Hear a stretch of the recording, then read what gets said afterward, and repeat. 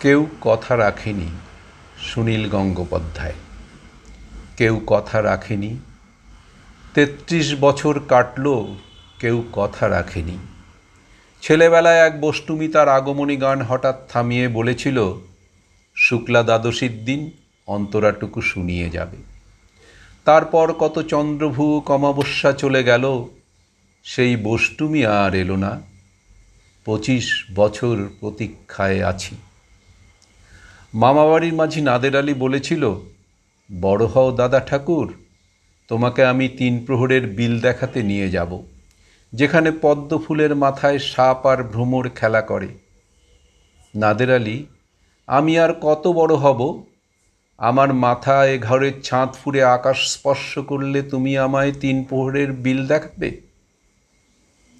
একটাও রয়্যাল গুলি কিনতে পারিনি কখনো। লাঠি লজেন্স দেখিয়ে দেখিয়ে চুষেছে লস্কর বাড়ির ছেলেরা। ভিখিরির মতন চৌধুরীদের গেটে দাঁড়িয়ে দেখেছি ভিতরের রাস উৎসব। অবিরল রঙের ধারার মধ্যে সুবর্ণ কঙ্কণ পরা ফর্সা রমণীরা কত রকম আমোদে এসেছে, আমার দিকে তারা ফিরেও চায়নি। বাবা আমার কাঁধ ছুঁয়ে বলেছিলেন, দেখিস একদিন আমরাও। বাবা এখন অন্ধ, আমাদের দেখা হয়নি কিছুই।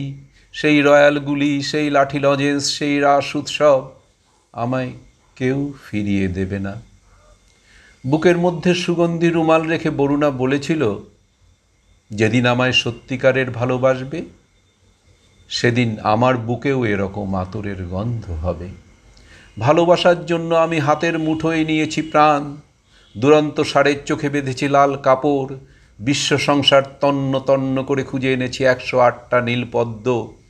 তবু কথা রাখেনি বরুণা। তার বুকে এখন শুধুই মাংসের গন্ধ। এখনও সে যে কোনো নারী। কেউ কথা রাখেনি। ৩৩ বছর কাটল, কেউ কথা রাখে না।